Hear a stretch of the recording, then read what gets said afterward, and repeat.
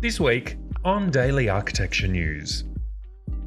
Fujimoto Architects has unveiled its competition entry designs for a landmark tower in Shenzhen, China. For the proposal, the team investigated how the tower typology could be reimagined in the 21st century, drawing inspiration from the success of well-established landmarks such as the Eiffel Tower in Paris.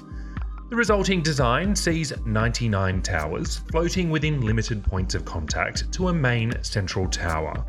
At the top, 268 metres from the ground, the structure spreads broadly, inspired by the recognisable forms of flowers, clouds, and perhaps even islands.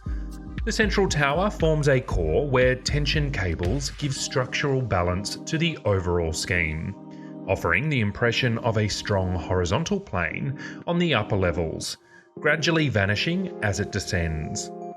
It's the disappearing illusion of the tower that lends the scheme the floating island nickname. On its rooftop platform, the project contains a restaurant, walkway, sky lobby, and an exhibition space. At the base, a watery landscape welcomes public seating, an event space, ticketing facilities, and a public entrance. The ANOHA Children's World, designed by Seattle-based architecture practice Olsen Kundig, has opened at the Jewish Museum Berlin. Constructed inside a former wholesale flower market opposite the main museum building, ANOHA is spread across 2,700 square metres. The centrepiece of the project is a 7-metre tall timber ring, stretching a full 28 metres in diameter. The circular structure is inspired by the Mesopotamian story of the Ark, but it also resembles a spaceship too. Children of all ages are invited to come on board and unleash their imaginations, fueled by the Jewish concept of Tikkun Olam, which calls on each of us to make the world a slightly better place. The 150 animal sculptures throughout the facility were created by artists who used everyday objects such as fire hoses, floor lamps, and soccer balls to fashion the familiar faces.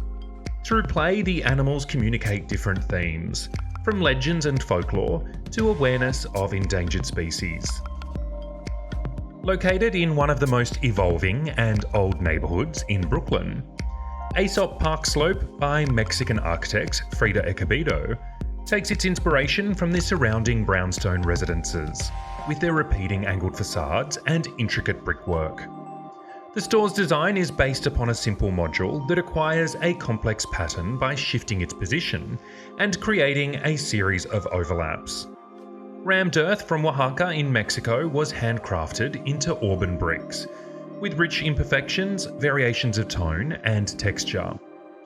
Frida's approach to design is driven by the conviction that architecture and design represent, above all, a crucial means to interrogate and comment on social, economic, and political phenomena. Streaming live on July 15 at 6:30 p.m. Australian Eastern Standard Time, the next episode of In Detail by Brickworks will feature architect Lorcan O'Herlihy in conversation with host Stephen Varady.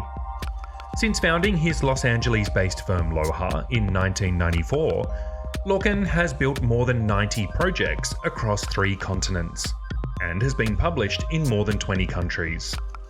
During the In Detail broadcast, Lorcan will share a behind-the-scenes look at the commercial, educational, and residential projects that have earned his practice over 100 national and international design awards, including the 2018 recognition from Architect magazine as the #1 design firm in the US. Keep an eye on the Brickworks website for more details on this event, and catch up on all of these stories and more online now at dailyarchitecturenews.com.